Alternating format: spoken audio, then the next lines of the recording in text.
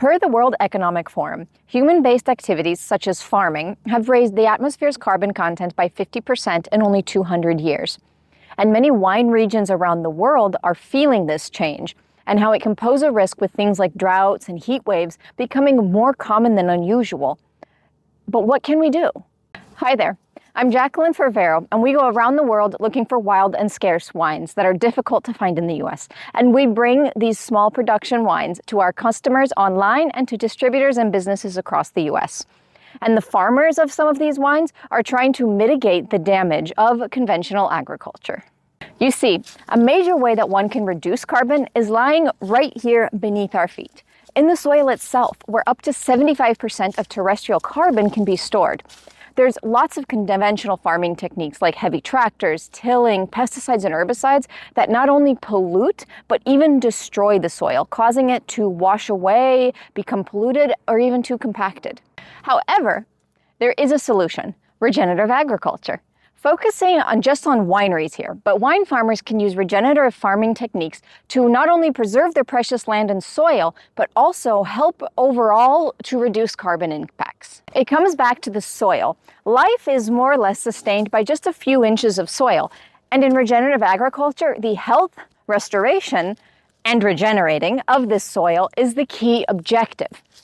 Through regenerative farming techniques, soil health is maintained and bettered, along with the organic matter and various other things like nutrients that are found within the soil. A pioneer and avid proponent and researcher of regenerative agriculture was the late winemaker Lorenzo Corino, who, along with fellow winemaker Antonella Menuli of La Magliosa in Tuscany, developed the patented Metodo Corino to give a set of guidelines for how they felt regenerative agriculture could best be put into practice for a winery. As fans of this channel will know, we've talked at length about the principles of regenerative agriculture, even with Lorenzo's son, Guido Corino, directly in the family vineyards. I'll link that video down below. But in the meantime, let's cover some basics. As I mentioned, the key here is to consider soil conservation and overall health. This can be achieved with things like not plowing or tilling the soil, and instead letting native weeds and plants grow up in between the vines. This not only protects the soil from unnecessary erosion,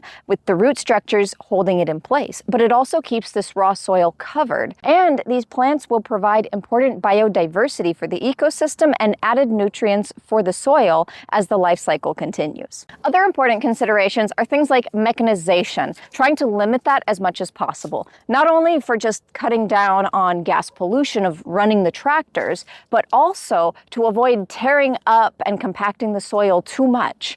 Other important things are like keeping healthy woods around the vineyards to promote, again, biodiversity and the local ecosystem. After all, as the late Lorenzo Corino would say, the most healthy soil is in the forest. Studies, such as one published in 2003 in the Journal of Frontiers in Sustainable Food Systems by authors Vilat and Nicholas, have shown what winemakers like Corino already knew, that regenerative agricultural practices can significantly improve soil health and grape quality and maintain this soil health to keep our carbon sequestered in the soil. So, whether as a wine lover or a member of the wine industry, what can we do to help promote regenerative agriculture? It's important to look for wineries that follow regenerative agricultural practices, obviously, like Casa Quarini, La Magliosa, and even wineries that are working towards maintaining soil health, like Ivaldi, with vegetative cover crops in their vineyards. Oftentimes, however, these wineries can be smaller and fly under the radar. That is where choosing to trust an importer or supplier comes in. One like us. Importers like Vero prioritize sourcing wines from producers that put sustainability first. So choosing a Vero producer is not only good for the planet, but you can know that it helps support a small production winery that is trying to make a difference with regenerative farming techniques. You can browse our portfolio in the Vero shop at verovino.com to see all of our Vero producers from around the world and rest easy knowing that each producer and each wine has been hand-selected by us at Vero. In the Vero shop, you can purchase directly online or you can contact us for industry and distribution pricing. As well, make sure to sign up for our newsletter to be notified when new wines drop and interesting content like this comes out. So thank you for joining me today.